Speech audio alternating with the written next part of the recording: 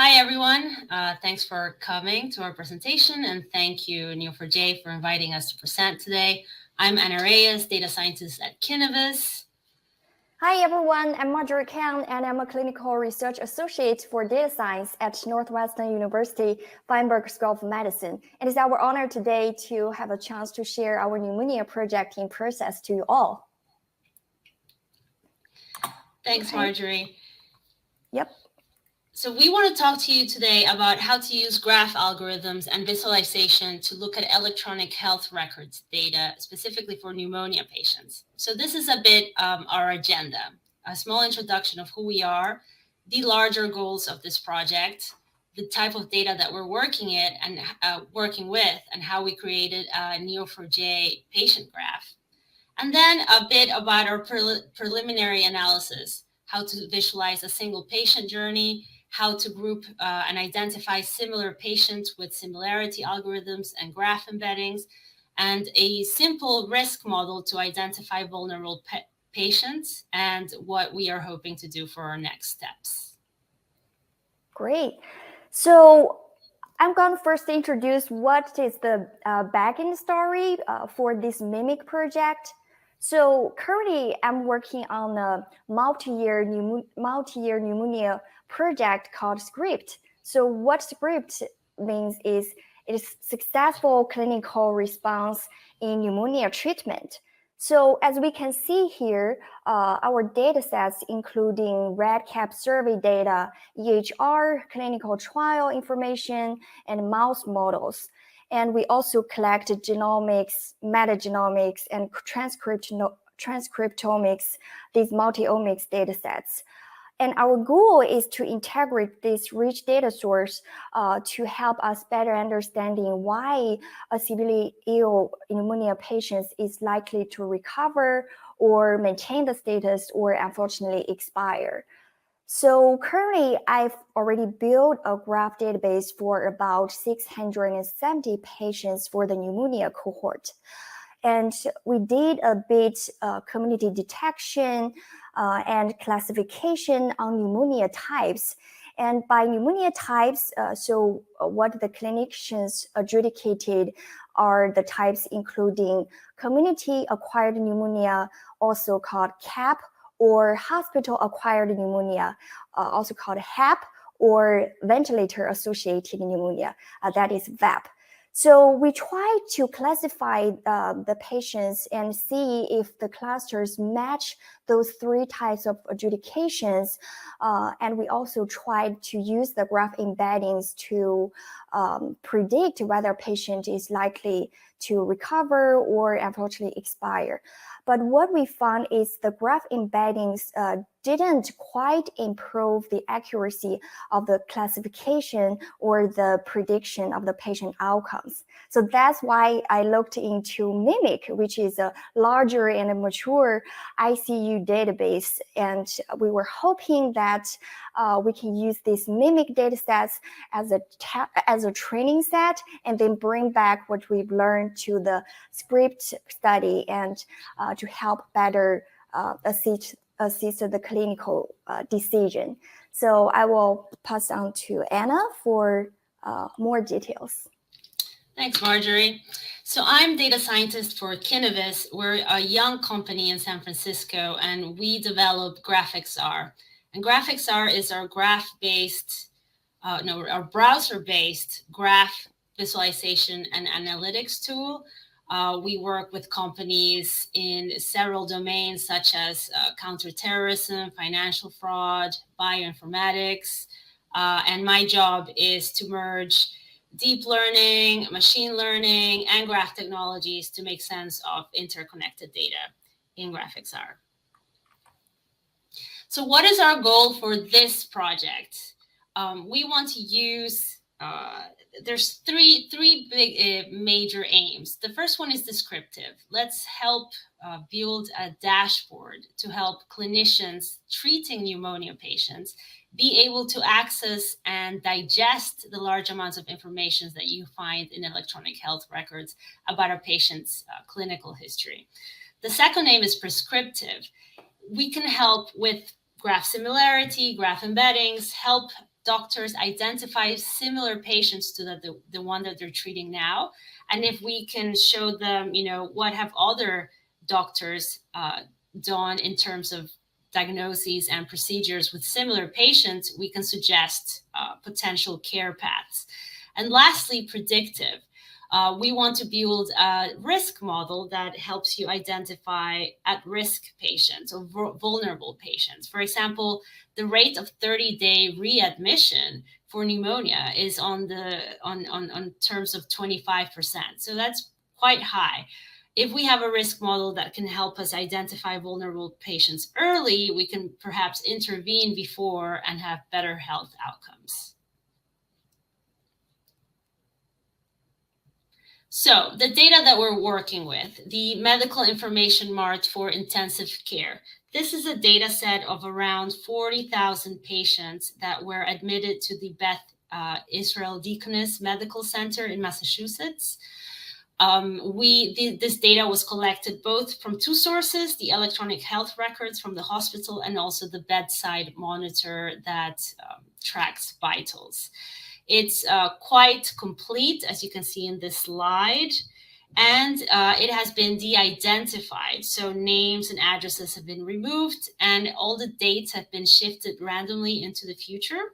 So the data for a single patient remains internally consistent in terms of the timeline, but two patients, the only thing that we can know about them is whether or not they went to the hospital, they were admitted in the same 3-year window.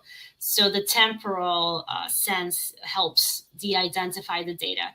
But we're talking about very high dimensional data, right? Because given a set of specific diagnoses and procedures and a time window and location, it's not that hard to potentially reverse engineer and identify the data again. So actually, we won't be sharing any of the raw data from our project, only the analysis. And the only way that you can access the data is by doing a human subjects research certification module. So we filter the data set. We're not working with all 40,000. We want patients that have gone at least one pneumonia diagnosis. And then we want to look at the visits 1 year prior to the onset of the first pneumonia and 1 year after the last pneumonia incident that they had. Then we connect in our patient graph all the diagnoses and procedures associated with those admissions. These are both at the ICD-9, or rather the data contains both ICD-9 and ICD-10 diagnoses and procedure codes. So we standardize those to ICD-10, and they also have diagnoses at the 3-digit, 4-digit, and 5-digit level. So we also just, at least for a preliminary analysis, we roll them up into 3-digit level. So it simplifies things, because if you're talking about 13,000 ICD codes at the 5-digit level, and it becomes 1,500 at the 3-digit level. So it's a way to kind of simplify for our preliminary analysis. So here's some example code of how we're creating our patient graph in Neo4j. So a lot of the data munging we did in Python. So we're using the Neo4j Python driver to connect to the Neo4j server. Once we've cleaned our data, filtered our data, we save that CSV file in the import folder on the Neo4j server. And we're using here the load CSV syntax to generate the patient nodes. So here, for example, we have patient nodes with gender, age, date of death, and there's 7,100 patient nodes. Then here's an example for creating admission nodes. We create a constraint to make sure that we don't duplicate admissions. And because we have a larger number of admission nodes than we did patients, I'm using the periodic commit syntax, because in that way, it's going to load 500 observations at one time and commit those to the database instead of loading the full data into memory and potentially crashing the server. And then lastly, we create a relationship between the patient nodes connected. Each patient has several admissions. So we connect a patient to their admissions. That's 41,000 connections. And we use the same syntax for creating the diagnosis nodes and the procedure nodes. And we have the resulting graph schema and the summary statistics here. The admission nodes are also connected to each other. So each admission has a next relationship to the following admission in time. And later, when we create the similarity graph, admissions are connected to their more similar admissions. Great, thanks, Anna. So now we got the database on the server. So it's time to do some exciting exploration. And here is an example of so-called local pattern matching. And I did a quick poll of the patients that I'm interested in that developed both VAP and CAP during their multiple hospital admissions. So what we can see here, the purple nodes are all the admission nodes surrounding the patient node. And most of them had a couple of ER visits. And we can see that they indeed share the ventilator-associated pneumonia and one of the very commonly caused community-acquired pneumonia, that is Streptococcus pneumoniae. So now we know that what it looks like and what we're going to check on specific patients. Now I'm going to explore in another way instead of using Cypher to explore the patient journey and visualize it. So this is a preloaded view, but I'm going to start from fresh and show everybody how we reach that visualization on the patient journey. So I preloaded this patient because for privacy protection, and I only showed the gender and the anchor year. And now we are going to expand this node and see what admissions and diagnoses that these patients have. So there are a couple of ER visits and transfer from other hospitals. And we expand again to see the diagnosis. So this patient, we can see a very dense diagnosis just in one admission, and we will keep expanding until we get the full landscape of all the diagnoses. Obviously, at this time, it's beautiful, but it's not that digestible for data analysis point. So I'm going to limit the number to the major diagnosis for each is got separated. And now I'm going to select the patient node that allow me to trace the neighbors. Here we go. So one hook away and the other one. Now we got all the admission and diagnosis selected. And we are going to select the visible nodes and do a reverse selection and delete all of them. Now we got a much clearer graph. And now let's adjust a little bit on the layout and I also want to order by the admission time. So we'll know how a patient is transferred from one admission to another. And I'm going to expand. Here we go. Yep.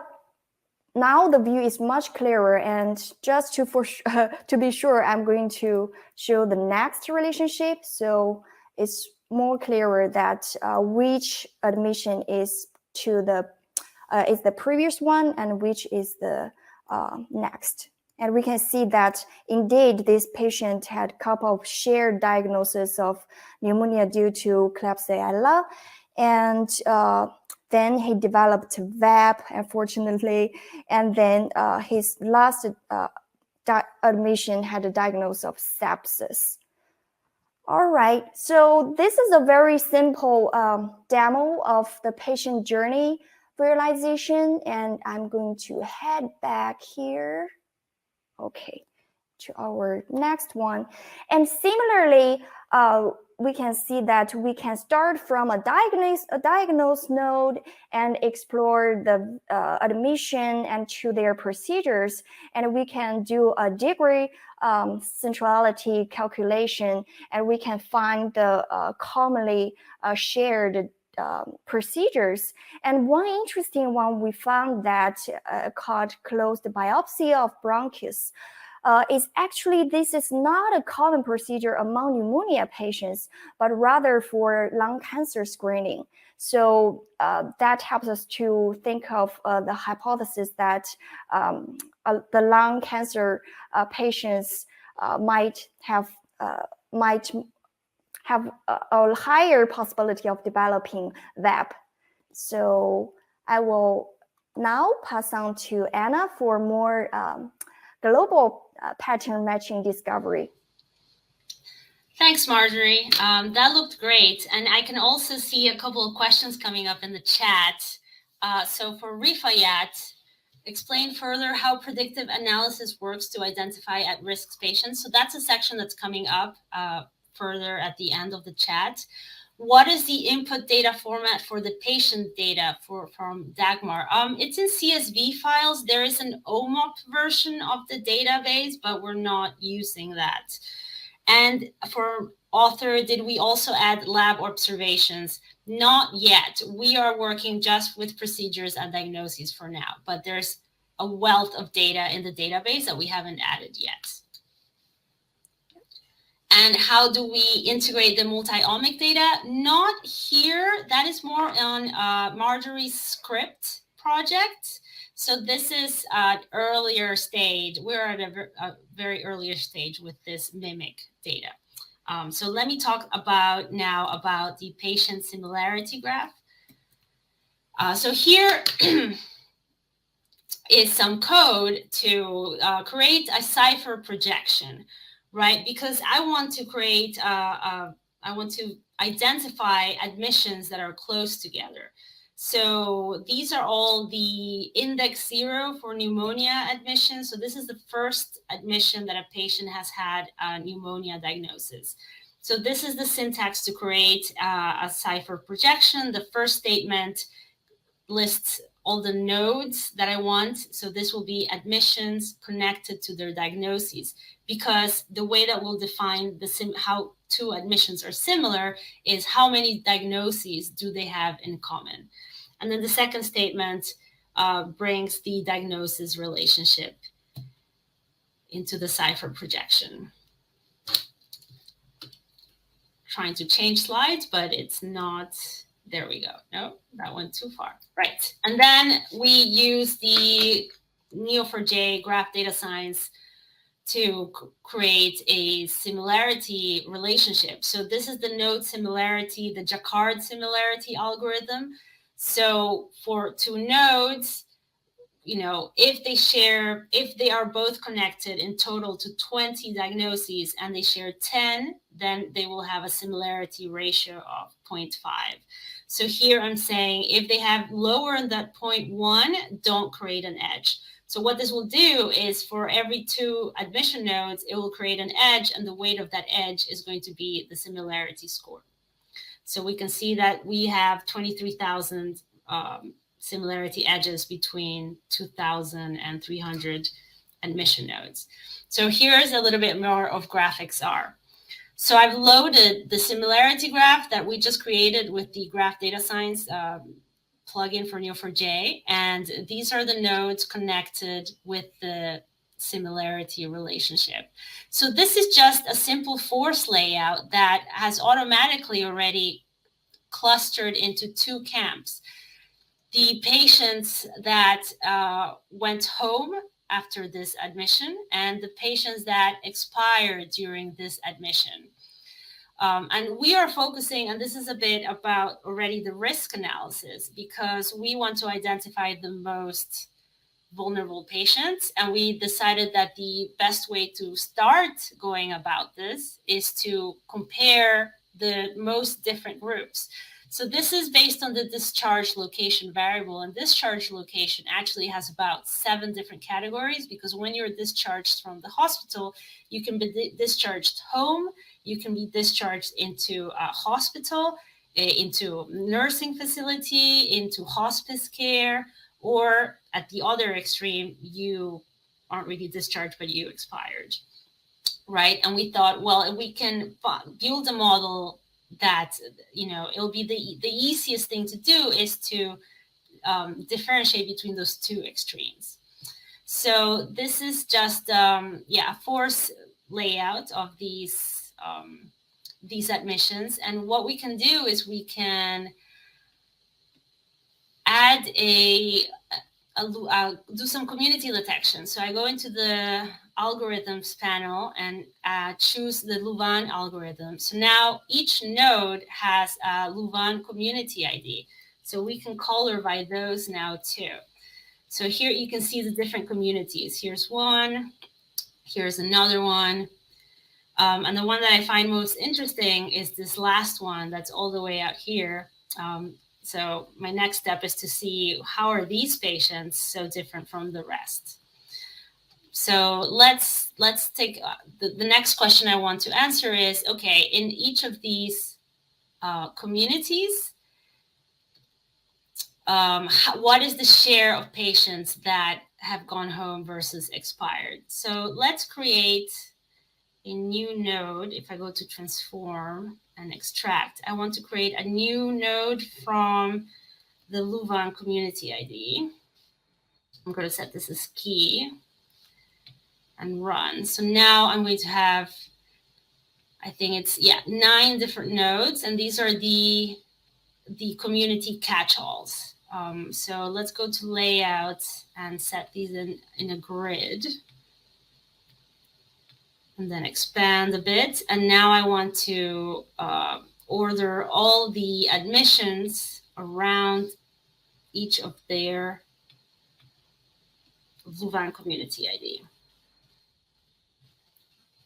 in a ring. Ordered by the discharge. Nope. Ordered by discharge type.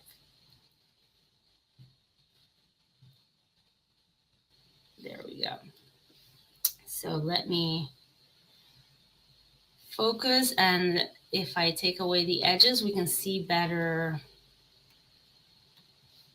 Here we go.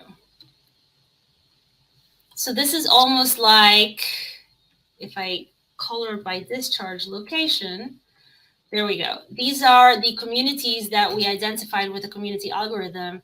And you can see that the orange nodes are admissions for patients that were discharged to go home, and the blue ones are those that expired. And this is almost like a pie graph visualization, because you can see very clearly here for each of the communities, the proportion of patients that were discharged versus expired. So a next step in this analysis would be, okay, for example, what makes the patients in this in one of these communities different from the others, right? So in that case, we would start looking at the procedures and the diagnoses. Going back to our slides. So we can do the same analysis that we just did, but with Cypher on Neo4j. So here's the Cypher projection for an admission similarity graph. So I want to project all the admission nodes and the similarity relationship between them. And then we can use the data science library to run the Louvain community algorithm and write to each node a new property that is the community ID. And then this is the same. Oh, these slides are not cooperating. This bar graph is essentially the same visualization as the donuts that we just looked at, right? For each community, what is the share of patients that have expired versus gone home? Because when a patient's community membership then will be related to his risk analysis. The next example is using graph embeddings algorithm to also identify similar patients. So here we're using the fast random projection algorithm. And what's really interesting about this graph embedding algorithm is that not only does it take into account the graph topology, so which nodes are connected to which other nodes, but you can also add feature properties, node properties as a way to calculate node similarity. So here we added age. And one of the hyperparameters for this algorithm is how much should the algorithm weigh topology versus node characteristics. So that's something that you can tune for and choose to see what's the best performing parameter. So once we, with this code for each admission node, then we're creating a embedding vector of dimension 128. So if we want to visualize, well, okay, so how does this similarity embeddings look like? We can use a dimensionality reduction algorithm, in this case, uniform manifold approximation. And then we generate a 2D view. And you can see that these embeddings are also capturing quite well that separation between patients that are discharged to go home versus those that expired. And you can even see, and I haven't double checked this, but you can see this little tail sticking out here, which I think is the same group that we saw in the GraphXR view, that was like that little community sticking out. So these are two different ways to kind of take a look at the same idea of identifying similar patients. And this is the start of our risk modeling. So the idea is, if we build a simple model that predicts whether a specific patient, given some of his demographics and given the diagnoses from that he was assigned at that admission, can we predict whether he is discharged home or expires? So here are some of the variables, the explanatory variables: simple scikit-learn, linear model, logistic regression. Here we do some tuning for some regularization parameters. And finally, this is our performance, and it's not bad. We're 96% capable of identifying those that get discharged, and around 90% able to identify who expires.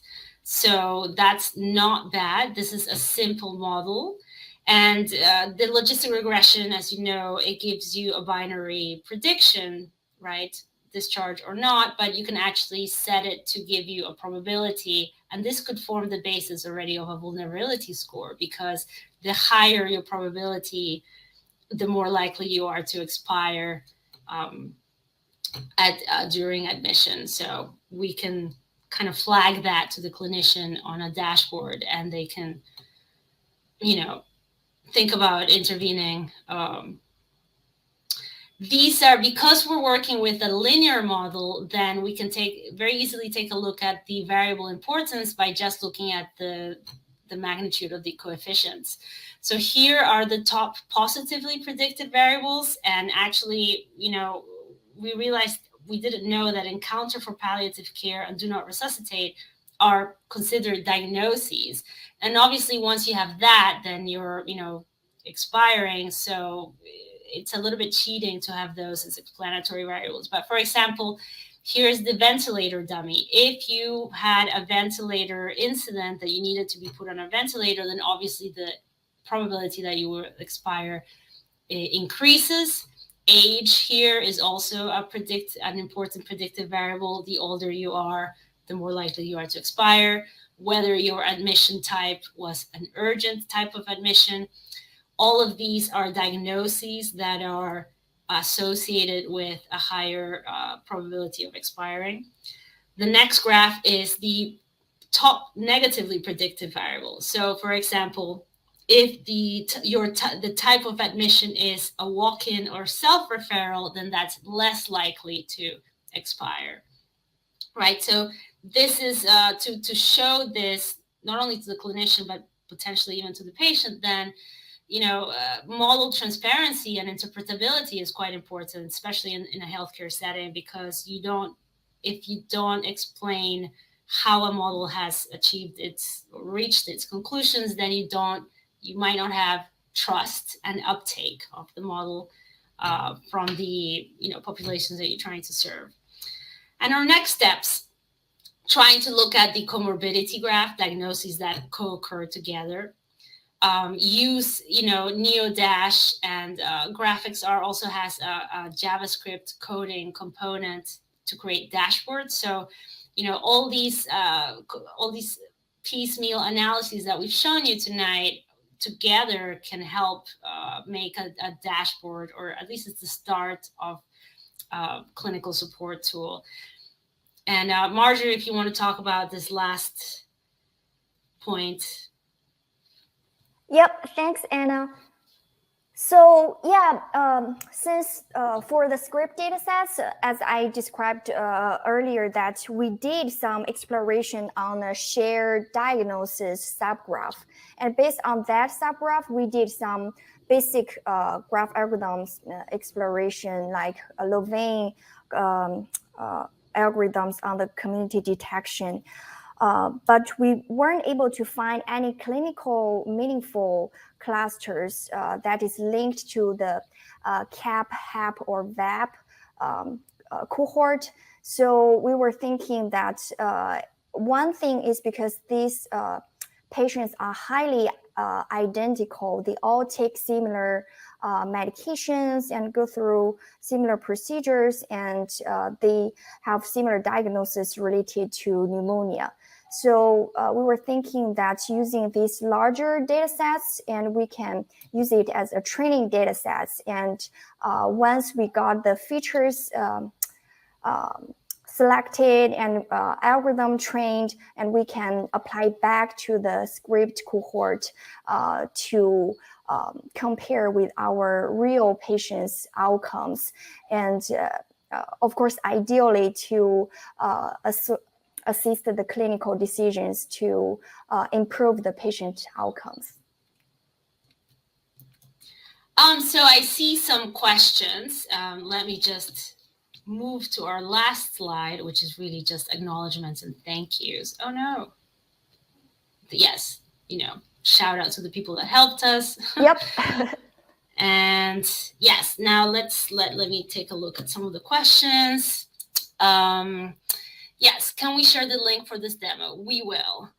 Thank you, Alexander, for saying that this is cool. Why did we choose the admission, diagnosis? Well, this is so, and I think this is related to also Sri's question. How was this used in operational decision making? So this is still very preliminary work.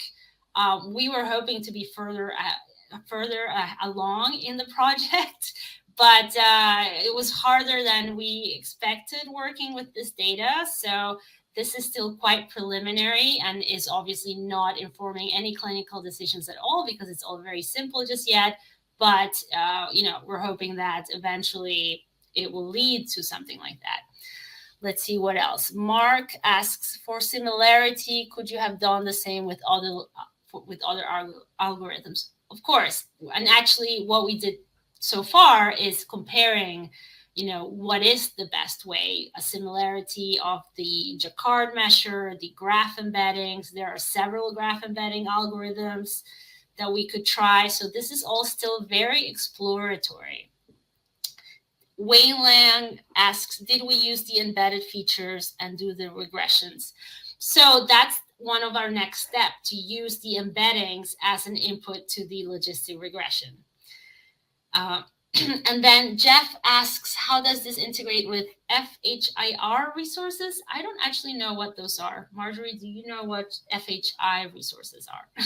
Yeah, so I'm not an expert in FHIR, but I think it's a like fair and kind of for fair data sharing with the protection of the data security, but still to maximum the reusability of the data sets. So yeah. I think that is taken care of by the project that shares the mimic data, Physionet, and it's affiliated with MIT.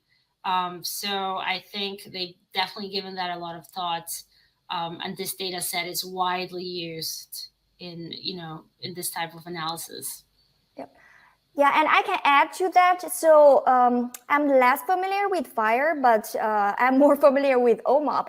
And I think thanks to Marilee up there, that she shared a link that includes the code that I generated for building the scripted database. So I think someone also asked a question that, did you integrate any labs and medication information into the graph? So if you're interested in that, you can check out that GitHub repo and see how I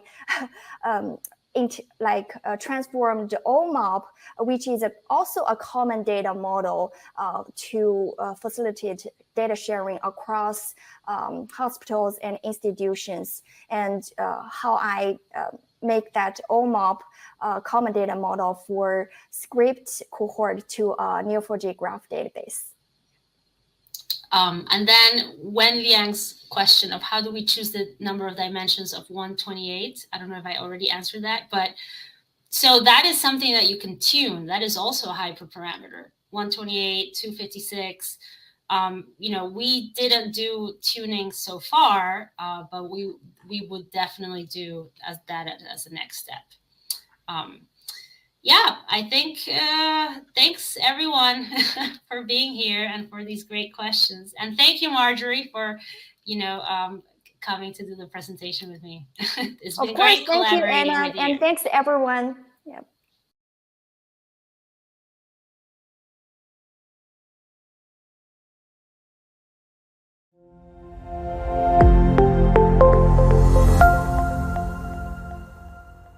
Welcome everyone to the last talk in this track. Happy that you are still around. We will talk about native graph algorithms in Rust today. And I am Martin, and I'm here with Paul. And we are both software engineers at Neo4j, working in the graph data science team. And so why do we talk about graph algorithms in Rust since GDS, for example, is written in Java? So first of all, Rust is a very popular systems programming language, and it has some really nice benefits compared to other languages. So for example, if you are coming from C, C++, you will really like the memory safety aspects. If you come from Java, for example, you will appreciate the modern type system, which is way more expressive than the one in Java. And of course, Rust has also a very nice out-of-the-box performance. The two of us, we work in the engine group of the graph data science teams, which means that we focus on the in-memory graph representation and the data structures that make algorithms fast. So we have like an eye for performance and focus on that. So it's kind of natural to be kind of interested in these more lower level things like systems programming languages. So, and we asked ourselves, like, how would actually a library look in Rust that supports like graph algorithms that can run on billions of nodes and relationships? And the nice side effect of this project is that also like things we found out in Rust, for example, the single source shortest path implementation, also influenced the Neo4j graph data science product, because we ported it over to Java after figuring out how to make it extremely fast. So in this talk, we will start with a short overview of the Rust language. Then we will talk about the graph project itself. We will do some demos and conclude with lessons learned and outlook. The Q&A will be in the chat afterwards. Over to Paul. Yeah, thank you. So Rust, programming language empowering everyone to build reliable and efficient software. What does it mean for us? And especially coming from a Java point of view, like Martin said, we work mostly with Java here at Neo4j. So Rust is a statically typed programming language, a strong and sophisticated type system. Mostly you write in imperative style.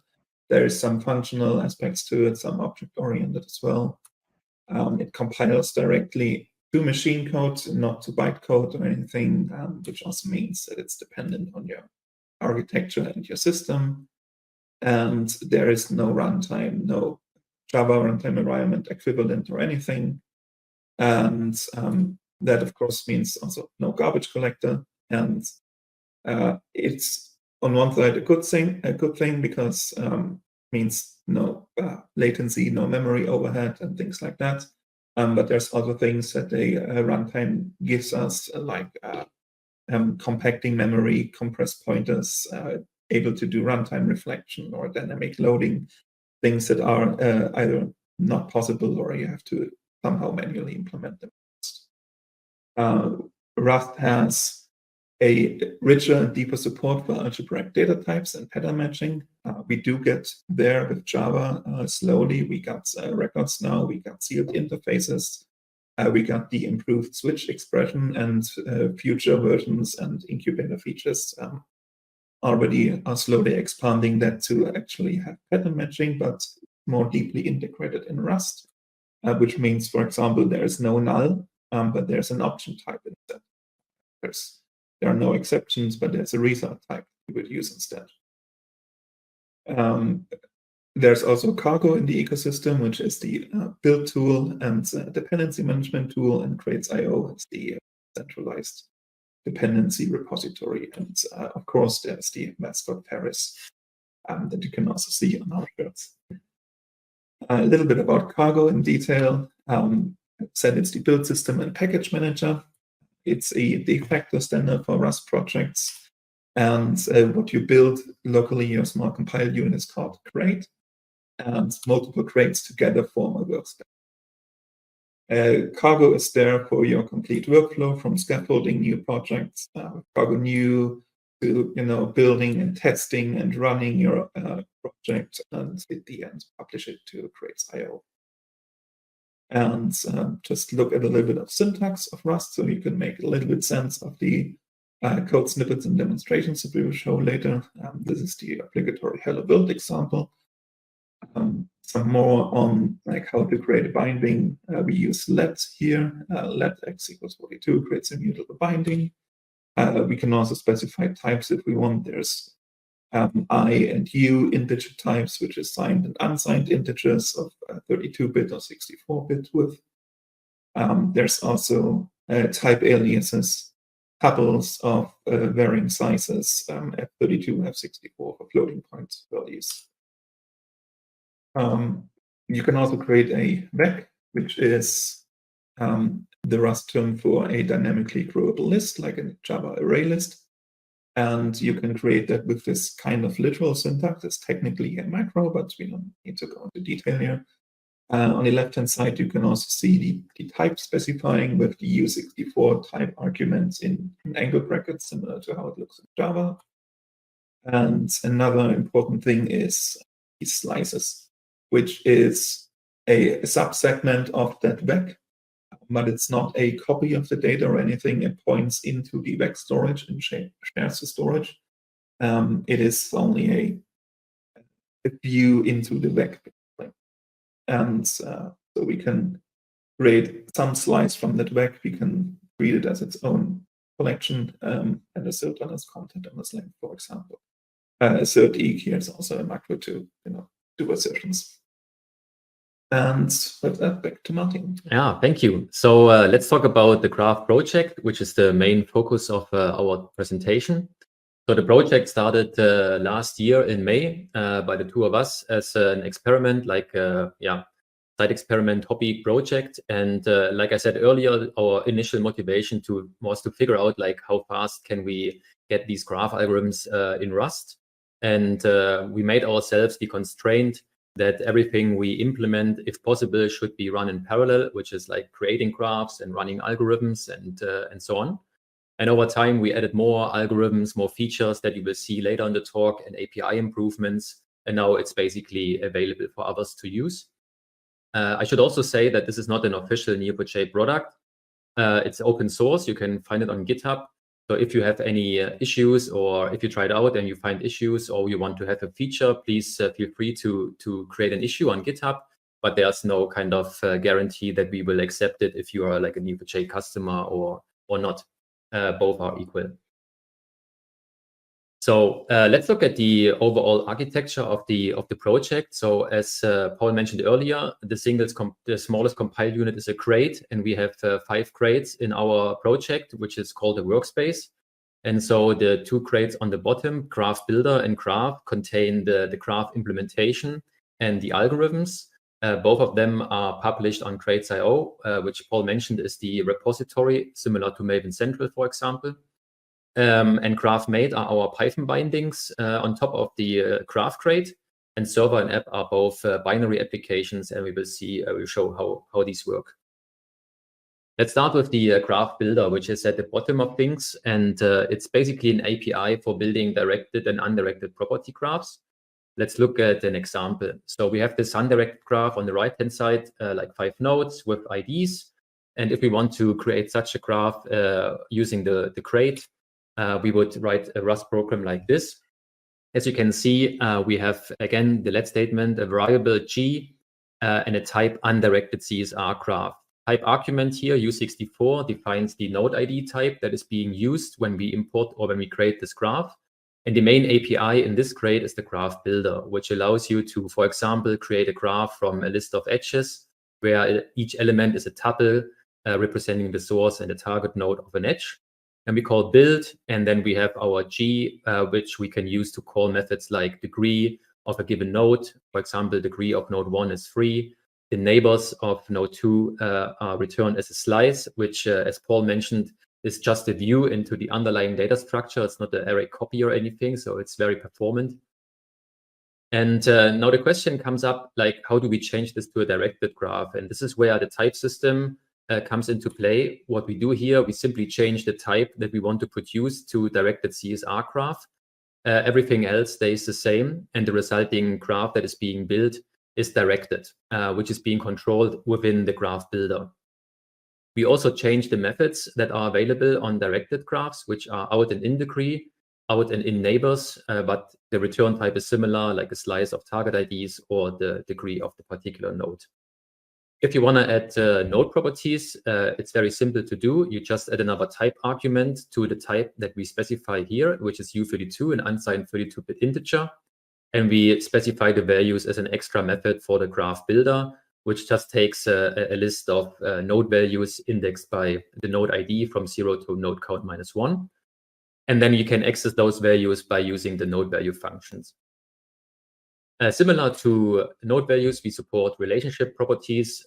Here we just use an F32, which is a float, 32-bit float value. And instead of just supplying a tuple of source and target, you need to supply a triple, which contains also the relationship weight. Directed CSR graph with a relationship weight also has an additional method, which is outNeighbors with values, which not only gives you a slice of the target IDs, but a slice of target wrapper structs that just have the target ID and the relationship property. And there's also a convenience method, which is called a GDL string. So GDL is also a crate that we wrote, which is basically Cypher create syntax, which allows you to write the same graph as you know it from Cypher and create a directed graph from this input.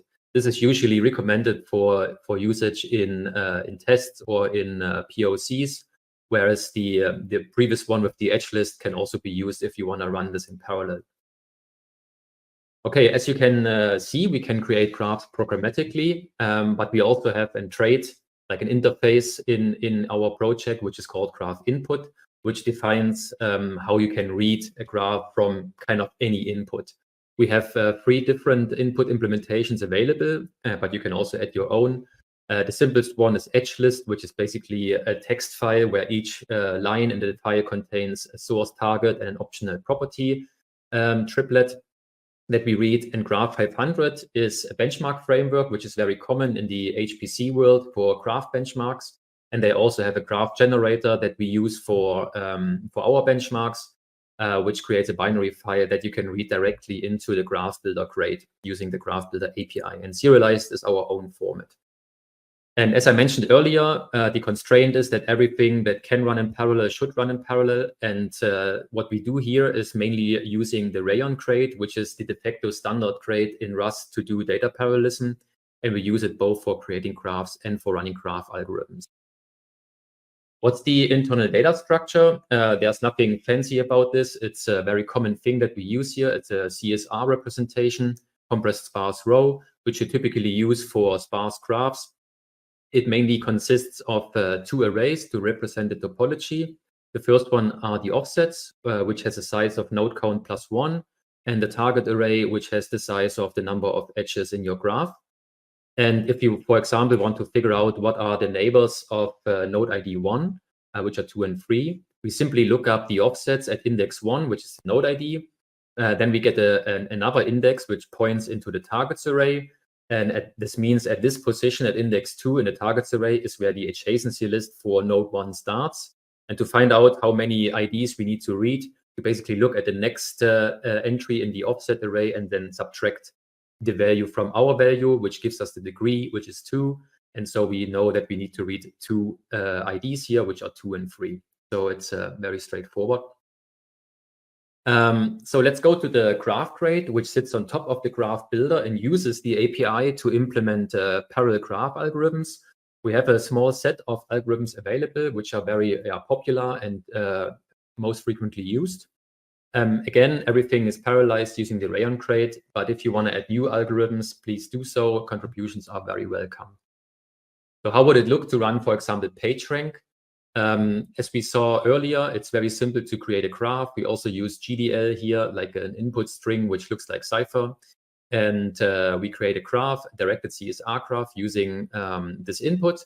We also specify a so-called CSR layout, which is an optional method that you can call on the graph builder, which allows you to define the layout of the local adjacency lists, like per node. So for example, if you want the node IDs of a particular adjacency list sorted, you just say so, or deduplicate it, which we will see later.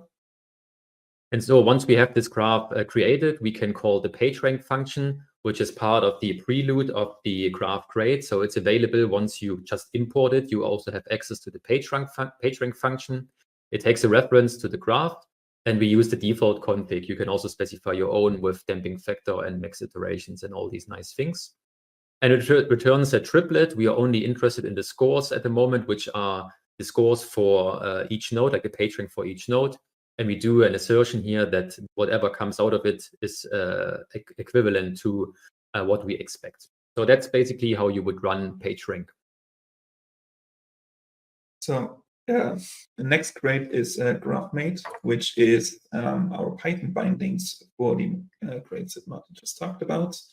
And in particular, we want to propose a more Pythonic API that is using the Rust implementation internally. So we didn't re-implement all this in Python, but it's an extension for Python that uses the Rust implementation. And that also means all the memory management and parallelism is done in Rust. So we can work around the global interpreter lock and don't have to use awkward multiprocessing tools. So we can offer fully parallel graph algorithms usable from Python. It integrates with NumPy and Pandas, and at the moment it's quite an alpha state, so not everything that we have in our Rust API is available. But what we do have available, you can pip install it from PyPI, pip install GraphMate. And going through the same example, this is what it looks like in Python. We don't have GDL support in Python just yet, so we need to create our edges manually. We can do this by creating a NumPy array with a 2-dimensional array of a UN32 type. It's the only thing we support in Python right now. And then we can create a directed graph from NumPy. We also provide the sorted layout here, which will build the graph. We can run PageRank as a method on that value. And PageRank gives us a scores method, which will return the PageRank scores as a NumPy array as well, which is also a view into the vectors we had on an earlier slide. And since the implementation is the very same, all the scores are also, of course, identical.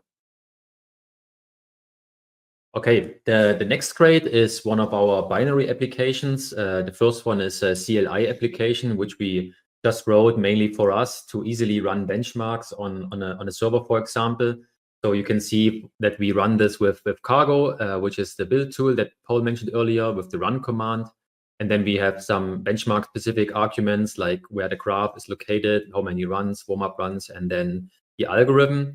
And this looks something like this. So you just type it into your CLI.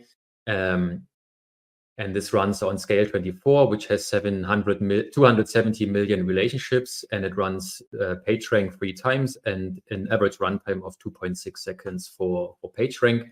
So it's mainly for testing things out and seeing how fast they are. Then the second binary application that we provide is the server grade, which is really exciting because it exposes the grading graphs and running algorithms to clients over a network connection. Under the hood, we use Apache Aeroflight, which is a gRPC-based framework with lots of implementations for client languages like Java, Python, C++, Rust, and so on.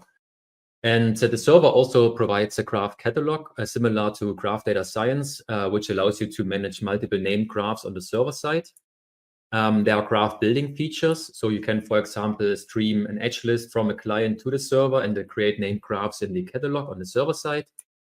You can also instruct the server to create a graph from an input that is locally accessible to the server. So if the file is already on the server, you can just send the so-called create action, which we will see later in the demo.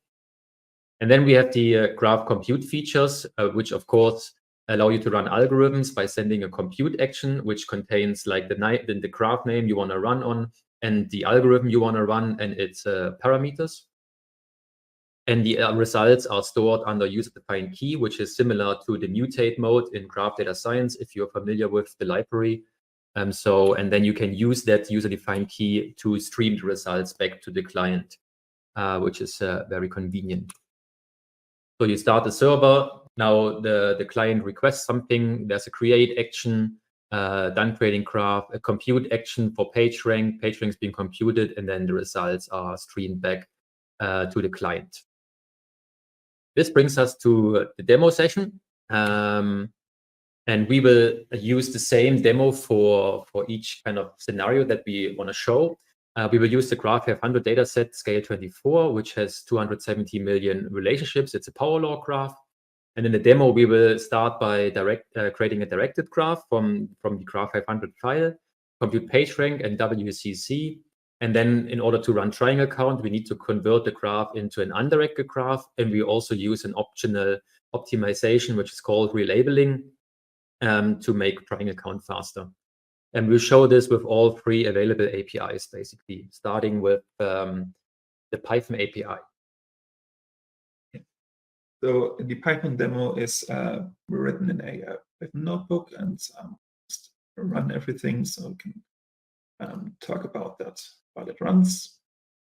And first we prepare some logging so we can see the output, what is happening, and we import all the relevant libraries that we use in this demonstration, which is of course GraphMate as well as NumPy and Pandas.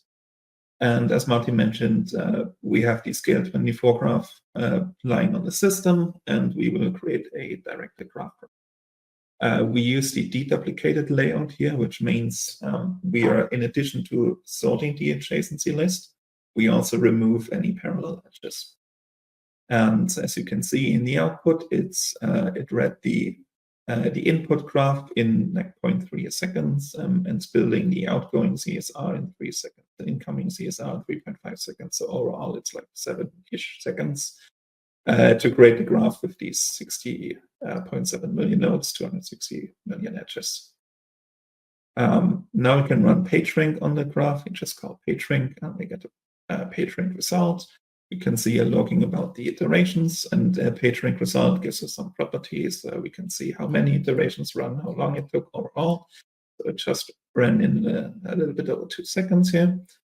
And PageRank also has the scores method, which returns a NumPy array.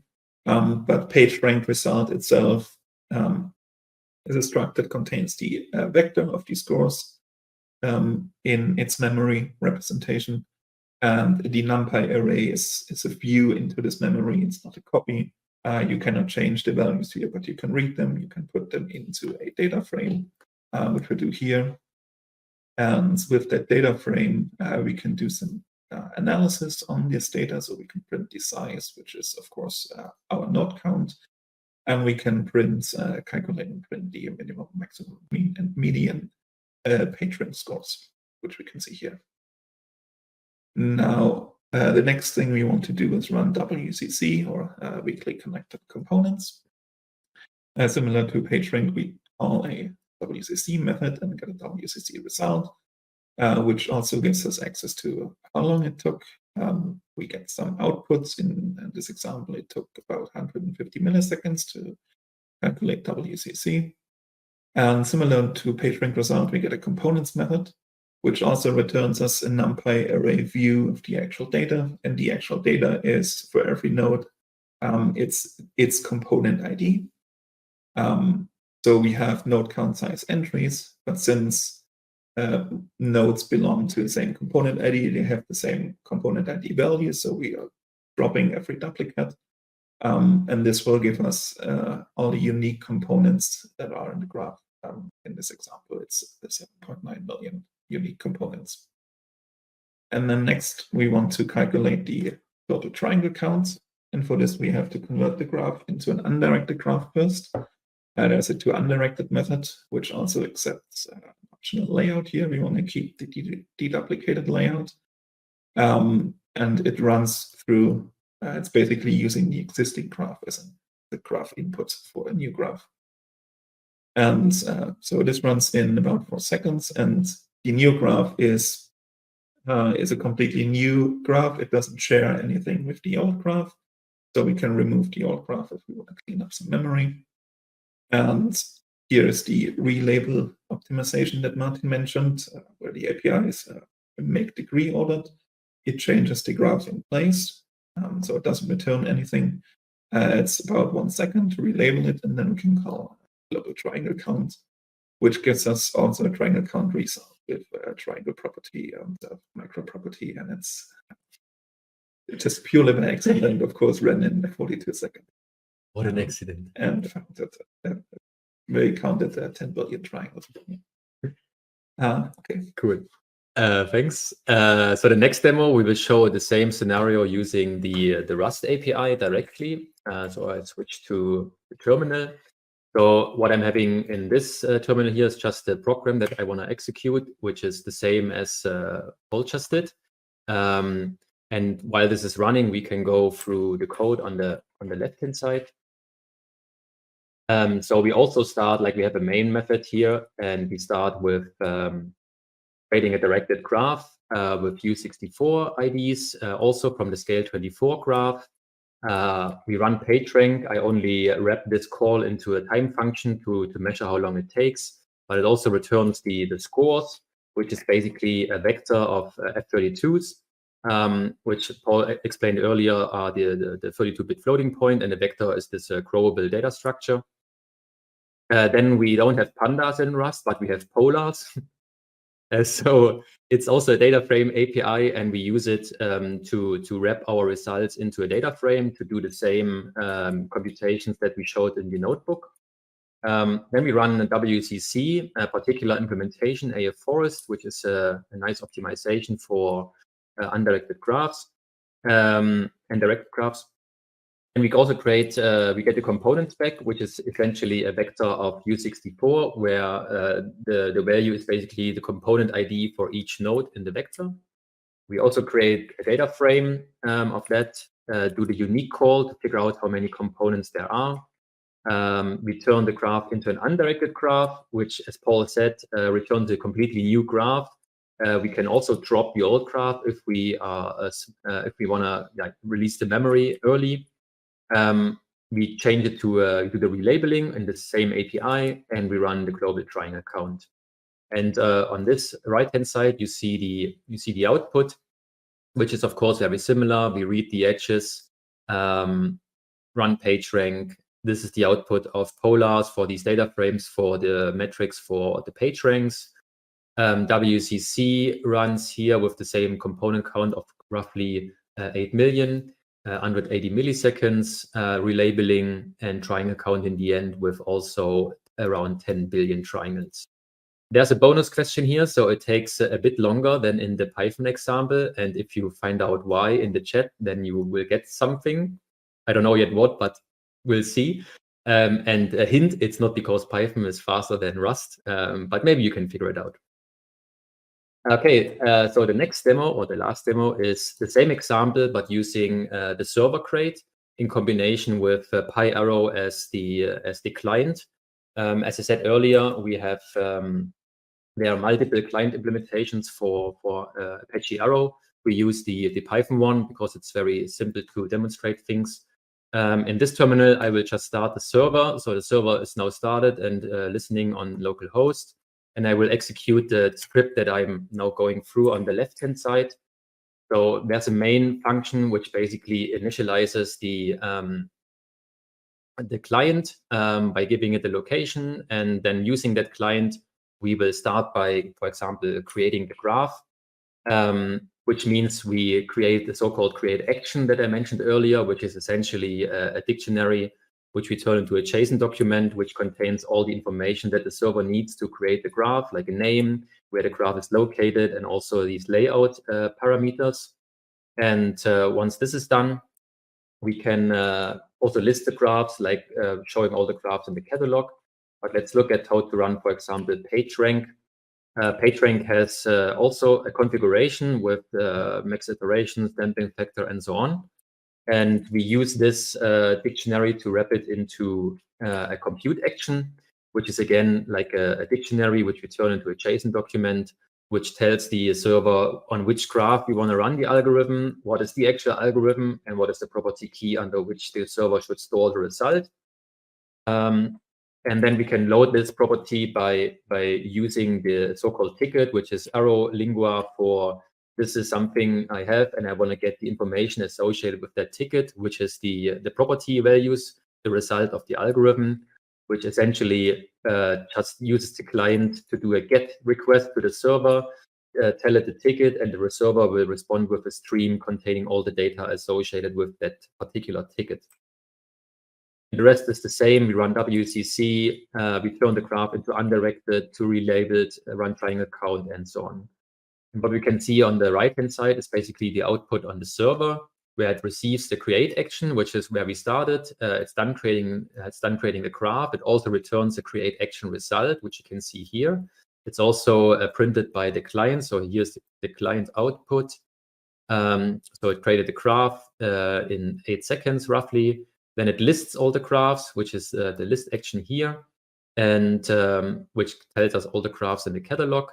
We run PageRank, we get the result back and the information on where to get the values from, under which ticket.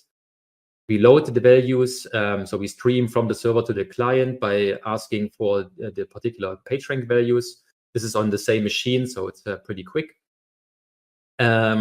And then we print the stats using the same pandas statistics that we use in the IPython notebook. And yeah, that's mainly it. So let's go to lessons learned. Sorry. Okay, so what have we learned from all of this? Well, first thing, especially coming from Java and JVM perspective, that Rust is definitely a different language. It has different paradigms. So it's not just about doing things in Java and then translating the syntax to Rust. We have to rethink the Rust way, which also results in different design and APIs.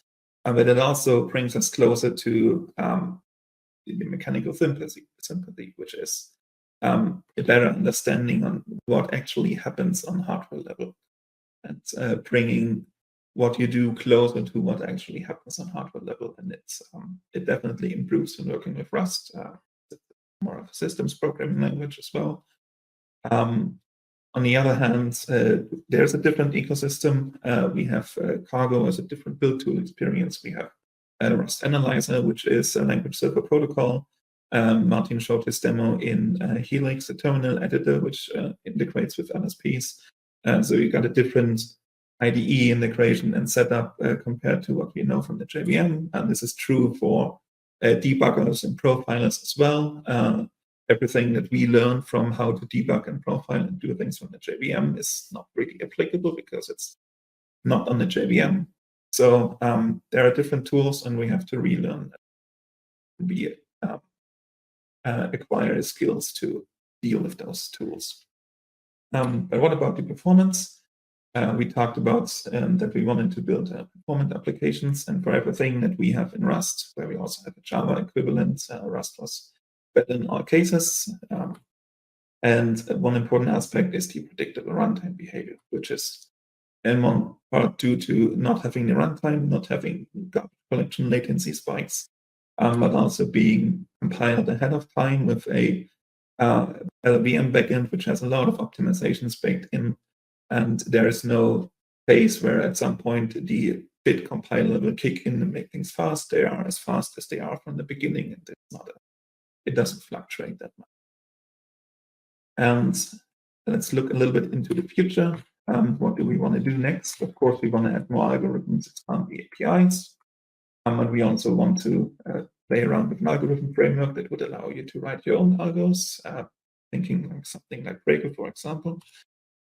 We want to explore what we can do with native capabilities even more, since we are more closer to the hardware, which means things like SIMD or maybe integrating with TensorFlow or similar libraries. Also want to look into integrating with GPUs as well. And so for now, the library is certainly usable, but not really battle tested. And what we want from you or need from you is, of course, feedback. So if you happen to be able to play around with this, please report any issues and give us feedback. Also, we are very glad to accept any contributions. And if you are a Neo4j user or customer and you're considering using this, then please let us know and reach out. Yeah, and that's it for our talk. Thank you.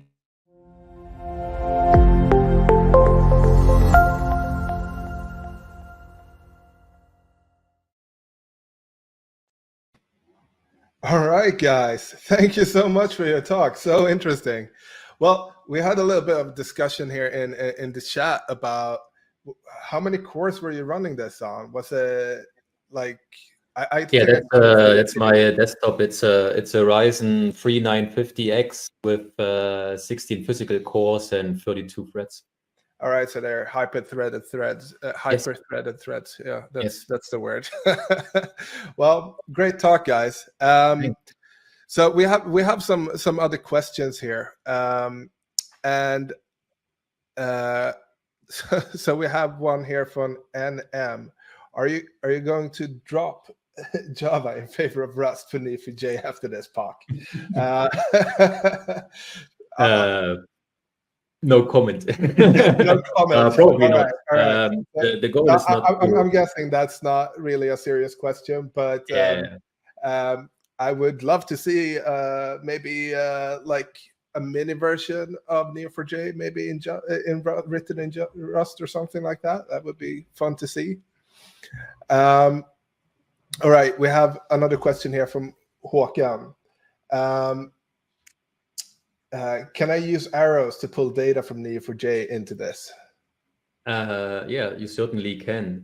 We actually also have a demo for that, but no time today to show it. But reach out if you want to have more details. All right, that's perfect. Here's another question from NM. So, which use case do you see for Neo4j? Use this for Neo4j users? Right. So the main use case is basically if performance really matters, like the implementations in the graph data science library, especially the ones that we mirror in the GraphQR, like PageRank, WCC, they're already super fast. And but if there are customers who want to go a step further in terms of performance, this is certainly an option. Also, there are, like Paul said, we want to look into more experiments that where we can leverage the underlying hardware in a better way, because that's something you cannot really do in Java in the same way. So, for example, vectorization that Paul mentioned. So that's something, if you want to get the last kind of % of performance out of it, that could certainly be a scenario. Also for like these kind of service architectures where you need to spawn like something very quickly. you have this binary precompiled and it just runs without like any warm-up performance or anything. It just runs and delivers the performance that you want, which is also really nice compared to the standard JVM. Not talking about Graal here, but That's perfect. Thank you so much. It's been a pleasure having you guys here and listening to your talk. And I think that wraps it up for today.